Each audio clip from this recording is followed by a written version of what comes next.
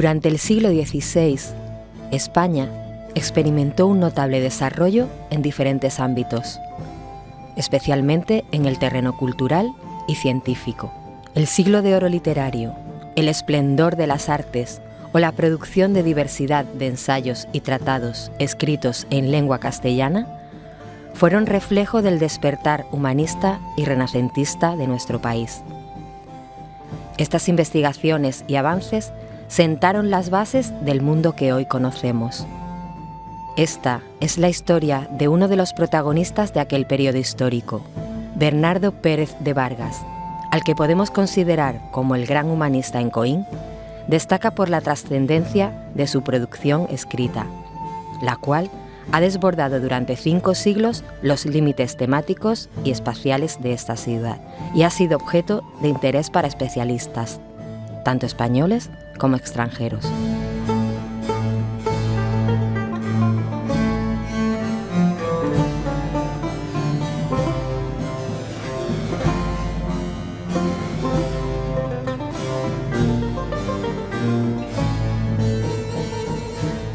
Bernardo Pérez de Vargas fue una de las figuras más relevantes del humanismo español del siglo XVI y por tanto una de las figuras más sobresalientes de la historia de la cultura coineña que han residido, que han vivido en la población de Coín. El personaje en cuestión es un personaje del que muy pocos datos se tienen. Era natural de Madrid, habría nacido entre 1500 y 1515 y en algún momento de su vida, probablemente a instancias de su padre, se desplaza hacia la localidad de Coín. Era sirviente de un noble, provenía también de su padre, también había sido, sirviente de los marqueses de Villena, pero tenemos que pensar en ellos como un sirviente de alta posición, un secretario, un regidor de las diferentes fincas, de las diferentes propiedades de estos marqueses de Villena. El marqués de Villena, Diego López Pacheco y Portocarrero, fue una figura fundamental en la historia de España, puesto que participó en la Guerra de Granada, esa guerra que se libra desde 1482 a 1492 y que a la postre culminaría con la entrega de las llaves de la ciudad de Granada por el sultán Boabdil, ¿no? Bernardo Pérez de Vargas, por tanto, acompaña a su padre a comienzos del siglo XVI. Su padre tiene la función de tomar en nombre de este marqués las villas de Monda y Tolox. Esas villas pertenecían a la ciudad de Málaga y finalmente este marqués de Villena es recompensado por Isabel la Católica como contraprestación a su ayuda en esa guerra de Granada. El hecho de poder, regir en su nombre todas estas fincas o poder, llevar a cabo ese trabajo, administrativo, sería lo que le pondría una posición privilegiada socialmente sobre el resto de la población, pero también de cara a esos marqueses de Villena. Precisamente será gracias a su buen hacer, tanto del padre como del hijo, lo que les permitiría obtener una serie de beneficios económicos y eso sería lo que permitiría sí a Pérez de Vargas poder dedicarse a la escritura. Primero de un libro de caballería, ese Cirongilio de Tracia, pero luego posteriormente a los diferentes tratados científicos. Centrándonos en la producción literaria y científica de Bernardo Pérez de Vargas, debemos destacar que su primera obra es una novela de caballerías, los 4 libros del valeroso caballero don Cirongilio de Tracia. Los libros de caballerías, es el género más popular de la prosa del siglo XVI. Cuando hablamos del siglo XVI, hablamos de prosa, sobre todo de novela. Lo primero que leía la gente es el libro de caballerías. Estos serán los libros que son la semilla del Quijote. Don Quijote se vuelve loco leyendo y releyendo todos estos libros de caballerías. Y el ventero, entrando en su aposento, sacó de él una maletilla vieja, cerrada con una cadenilla, y abriéndola halló en ella 3 libros grandes y unos papeles de muy buena letra escritos a mano. El primer libro que abrió vio que era don Cirongilio de Tracia y el otro de Félix Marte de Hircania y el otro la historia del gran capitán Gonzalo Hernández de Córdoba, con la vida de Diego García de Paredes. Los 4 libros del valeroso caballero don Cirongilio de Tracia está dedicada al tercer marqués de Villena, Diego López Pacheco y Enríquez, notable caballero de Carlos I de España y V de Alemania. Narra las aventuras y desventuras de un personaje ficticio como es Cirongilio de Tracia. Y aunque aparentemente la literatura de caballerías pudiera parecer un género de carácter o de tono superfluo, en el prólogo de este libro Bernardo Pérez de Vargas incluye una llamada al marqués de Villena y a Carlos I a proveer la paz. Es decir, el buen gobernante es el que provee la paz a sus gobernados.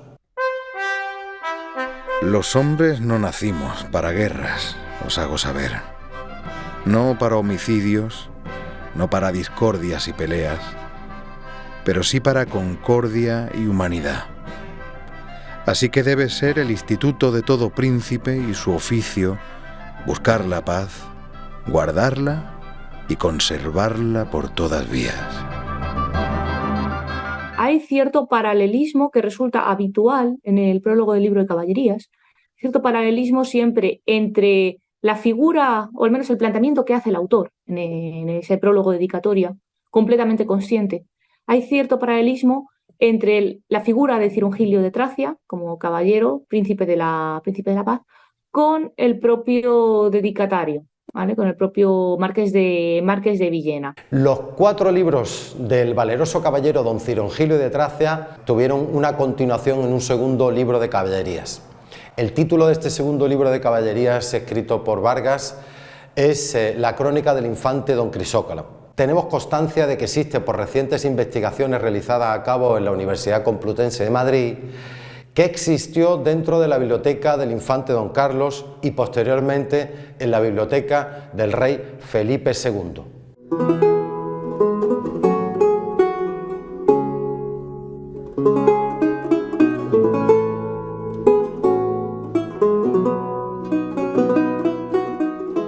La siguiente obra que conocemos, que está impresa y editada en forma de libro, es en 1563 La fábrica del universo. En esa obra es donde Bernardo Pérez de Vargas asegura en su portada que es vecino de Coín, natural de Madrid, vecino de Coín, editada por Juan de Ayala Cano en 1563 en Toledo. Incluye en esa obra otra segunda obra, anexo, un anexo que es una obra en sí, ¿no? Que es un sumario de cosas notables. No sabemos si fue por decisión propia del autor, es decir, de Bernardo Pérez de Vargas, o por la del editor Juan de Ayala Cano, o por ambos en conjunto, tuvieron la decisión de publicar ambas obras, es decir, La fábrica del universo y el sumario de cosas notables, de manera conjunta. Bernardo Pérez de Vargas es un erudito extremadamente importante por 2 textos que son sobradamente conocidos, uno de astrología, astronomía, en el siglo XVI no hay una diferenciación entre ambos, titulado La fábrica del universo o Repertorio perpetuo, que se publica en Toledo, específicamente en 1563. Y unos años más tarde, él escribe en 1568, y se publica en Madrid en 1569, un texto de alquimia / metalurgia, titulado De Re Metálica. Ambos textos tuvieron una amplia circulación posterior, incluso el libro de Re Metálica fue traducido al francés en el siglo XVIII, en 1742. Hasta la fecha, todos los tratados técnicos y científicos se habían ido redactando prácticamente en latín, que era la lengua que se consideraba el vehículo de divulgación científica en la época, y que poco a poco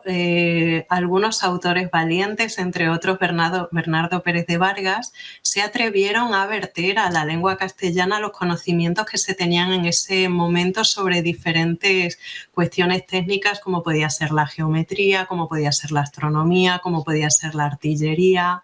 la arquitectura naval incluso. Por lo tanto, muchos autores de aquella época comienzan a tener una conciencia sobre la importancia de la lengua castellana castellana a la hora de dar a conocer ese pensamiento científico, y Bernardo Pérez de Vargas fue el primero del que tenemos noticia que comienza a redactar en castellano conocimientos que hasta el momento solamente se habían traducido desde la lengua latina.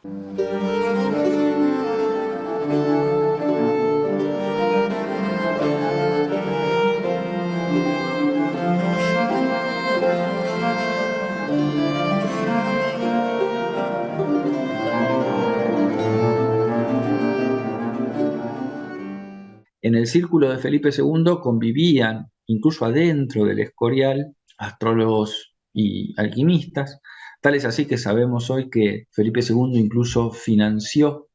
el montaje de un laboratorio alquímico dentro del Escorial, que se lo va a dar a Diego de Santiago, que va a ser uno de los alquimistas de Felipe II. Incluso va a haber otros extranjeros, por ejemplo, Richard Stanihurst, un irlandés que va a estar en la corte filipina durante 3 años. Y entonces podemos ver cómo en la segunda mitad del siglo VI, que es exactamente el contexto en el que Pérez de Vargas está publicando, habría un cierto apoyo real desde la monarquía y un financiamiento para este tipo de prácticas, para el despliegue de este tipo de prácticas astrológicas y alquímicas. Por poner un solo ejemplo, la astrología se enseñaba en la Universidad de Valencia en la época de Felipe II. Formaba parte del currículum de estudios por el cual un estudiante tenía que atravesar si le interesaba discutir cuestiones como la esfericidad de la Tierra o el movimiento de la Tierra. Se leía Ptolomeo, se empezaba a pensar en Copérnico. Todo esto está aconteciendo en esta rica cultura de la segunda mitad del siglo XVI, bajo la monarquía de Felipe II, y en la que Bernardo Pérez de Vargas escribe estos 2 apasionantes libros.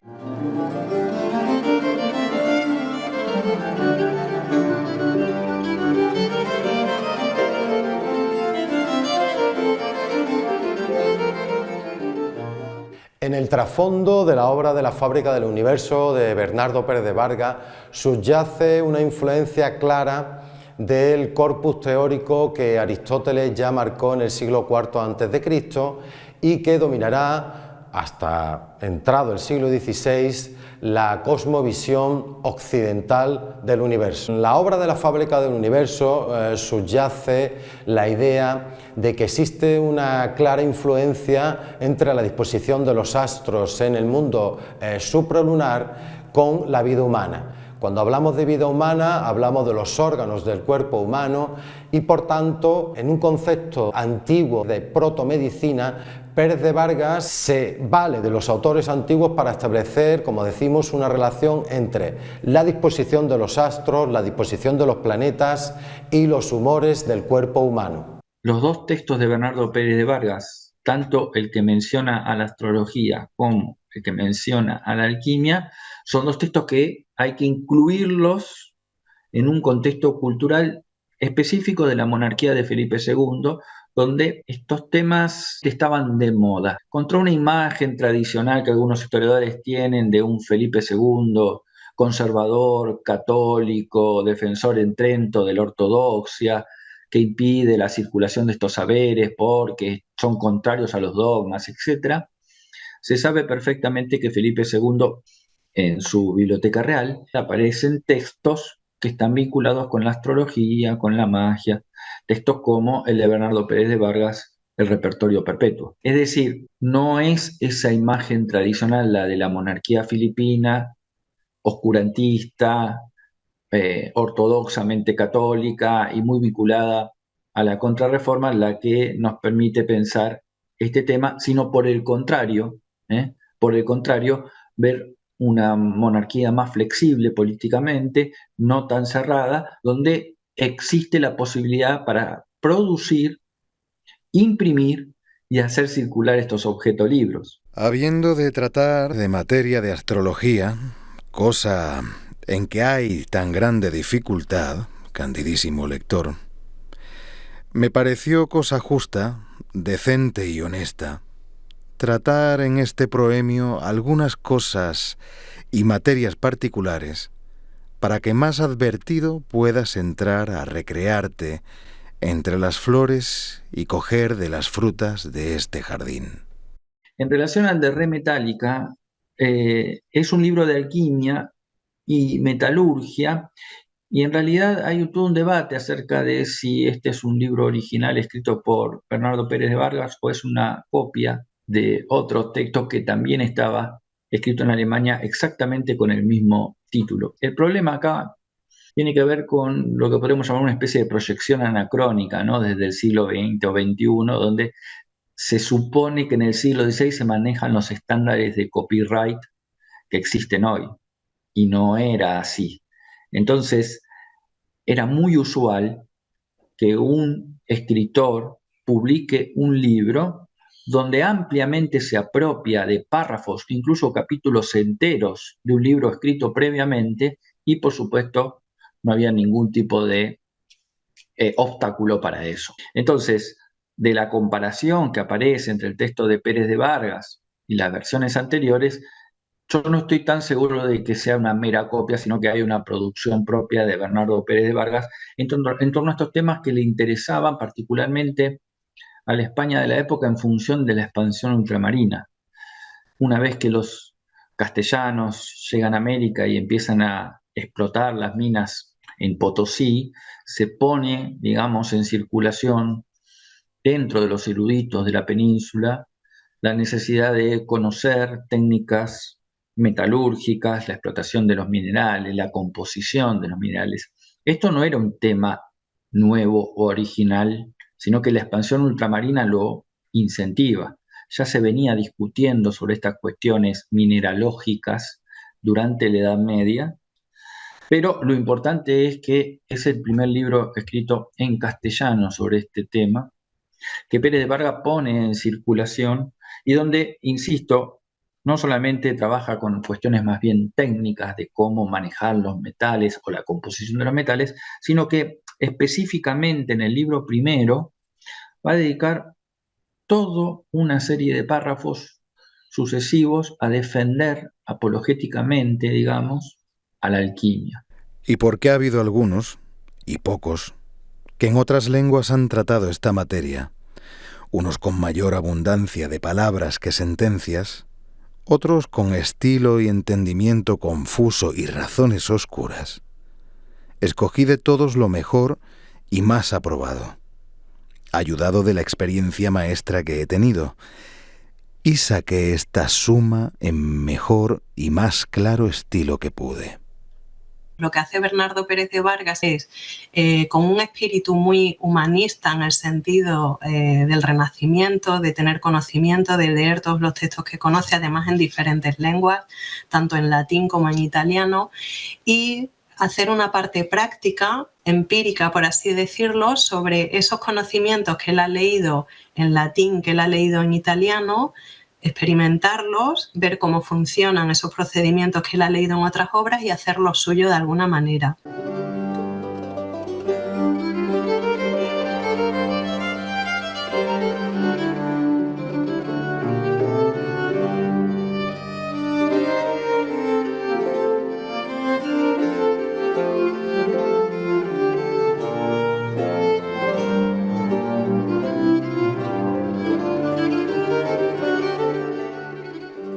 El libro era un elemento caro en la época. El hecho de tener una biblioteca importante, con una biblioteca importante podemos hablar a lo mejor de 200 ejemplares, que ahora mismo pues mucha gente puede tener muchos más ejemplares en su casa, pero en esa época a lo mejor 200 ejemplares ya demostraba una gran biblioteca y era un símbolo de poder. Símbolo de poder bien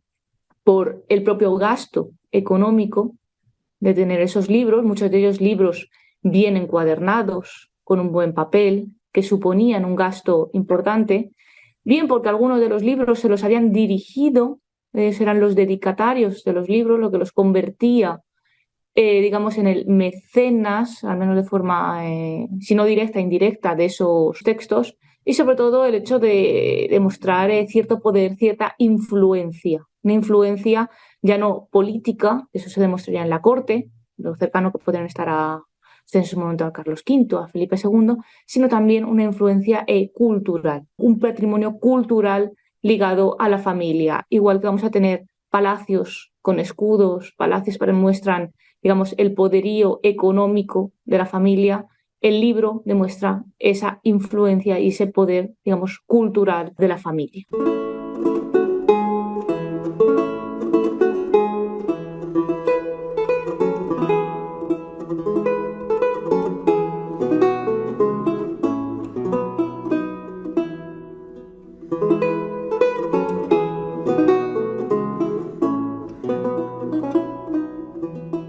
Coín,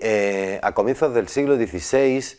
no tenemos noticias que fuese un lugar donde prodigase lo que es la cultura o la investigación histórica o científica. No prodigaban una villa porque Coín era una pequeña villa del Reino de Castilla. Sin embargo, tenemos indicios para saber que hay ciertos cambios, hay cierto movimiento en ese sentido conforme van pasando los años y las décadas de ese siglo, puesto que hacia 1540 nos consta que hay dos personajes que pudieran tener, y esto es una hipótesis, que pudieran haber tenido algún tipo de relación con Bernardo Pérez de Vargas. Estos son un clérigo de Coín, Sebastián de Morales. Sabemos, nos consta que tenía una academia de lenguas clásicas de latín y griego, y aunque el latín sí era una lengua muy conocida por esas personas que se llegaban a la jurisprudencia, los juristas conocen el latín, puesto que la base del derecho estaba escrita hasta entonces en latín. Sin embargo, el griego no era una lengua que prodigase o que fuese muy conocida, y que incluso no sería incluso sencilla de enseñar, a menos que tuviese la persona que diese clases de esa materia conocimientos bastante avanzados. Al margen de esta figura de Sebastián Morales también hay otra figura clave, que es Bernardo Manrique de Lara, que en esa misma década, en 1541, es elegido como obispo de Málaga. Con Bernardo Manrique de Lara no solamente llegará una nueva corriente renacentista, puesto que él ha tenido su formación en Valladolid, que es uno de los centros receptores más importantes de las nuevas corrientes italianas y renacentistas. La vinculación de Bernardo Manrique de Lara con Coín es evidente, puesto que va a decidir comprar unas casas que están anejas a lo que es la iglesia parroquial de San Juan Bautista, que se estaba construyendo en esos momentos. Entonces, a pesar de que es una hipótesis, pudiéramos imaginar y pudiéramos vincular fácilmente a estas dos personas con el personaje en cuestión, que es Bernardo Pérez de Vargas. Existe una élite letrada, no solamente en la península ibérica, sino en Europa occidental toda, que es una ínfima minoría respecto de la totalidad de la población, ¿sí? Es muy difícil establecer estadísticas censales, porque eso más bien es de los estados-nación del siglo XIX en adelante. Tenemos una especie de parámetro general donde estamos seguros de que muy buena parte de la población, la gran mayoría de la población, era analfabeta. Pero ahora, dentro del círculo de los eruditos, no todos manejaban otros idiomas. Es decir, uno puede segmentar a su vez al grupo de los eruditos entre los que simplemente tienen un grado de alfabetización y aquellos que, además de este grado de alfabetización, manejan, por ejemplo, el conocimiento del latín, que sería el caso de Pérez de Vargas. O sea que el círculo se cierra todavía más hacia la cúspide, pero aún así puedo segmentar todavía más, porque los saberes alquímicos y los saberes astrológicos que maneja Pérez de Vargas, a su vez están en un círculo todavía más reducido dentro de la élite, en el sentido de que para saber de astrología y de alquimia, no solamente hay que saber leer y escribir, que es lo básico, no solamente hay que saber idiomas como el latín, sino que además hay que conocer esta literatura que en general circula en forma reservada, que en general se transmite en forma oral de maestro-discípulo, que los libros a su vez tienen dificultades para ser impresos porque, como decíamos antes, generaban conflictos y había intereses creados para que no circulen estos textos. Es decir, que desde mi punto de vista Pérez de Vargas pertenece a la élite dentro de la élite. Lo que no tenemos registro, o yo al menos no he podido documentarlo, es dónde pudo formarse, si tuvo una formación en casa donde le enseñaron a leer y a escribir y él tuvo esa curiosidad que luego no todo el mundo tiene, de continuar trabajando, de continuar leyendo, de buscar aquellos centros de interés que, como vemos en las obras que conocemos de Bernardo Pérez de Vargas, pese a las poquitas obras que conocemos tan diversas, ¿no?, de astronomía, de astrología, de metalurgia y minería, él sí que tuvo ese interés por poder aprender más, y eso tal vez sí que pudo hacerlo de manera autodidacta. Yo no conozco dónde pudo haberse formado. Lo único que se me ocurre es que si su familia sí que tuvo la posibilidad de tener un acceso a la cultura, él hubiera recibido una instrucción, obviamente, como mínimo de lectura, escritura y conocimiento de los clásicos, es decir, él sabe leer en latín perfectamente, porque así lo demuestran las traducciones, los pasajes traducidos de la obra de Jorge Agrícola, que, como decía, había redactado su obra en latín. Por lo tanto, es imposible que, si no se ha formado en lengua latina, pudiese hacer esas traducciones tan fieles al original. Estos eruditos eran extremadamente buscados en las cortes, porque las cortes adquirían prestigio con estos eruditos. Estamos hablando de las cortes reales, las cortes señoriales, las cortes locales. Tener a alguien que supiese leer y escribir, que supiese idiomas, que supiese estos saberes tan reservados como las prácticas alquímicas o las prácticas astrológicas, eran muy apetecidas y estaban dispuestos a financiar la vida de estas personas, obviamente bajo ciertas condiciones de lealtad,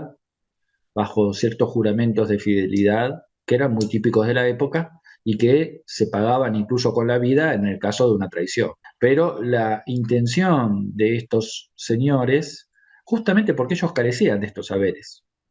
no solamente carecían de los saberes, sino carecían de los instrumentos para adquirir estos saberes, porque muchos no sabían ni leer ni escribir y hasta firmaban con una cruz.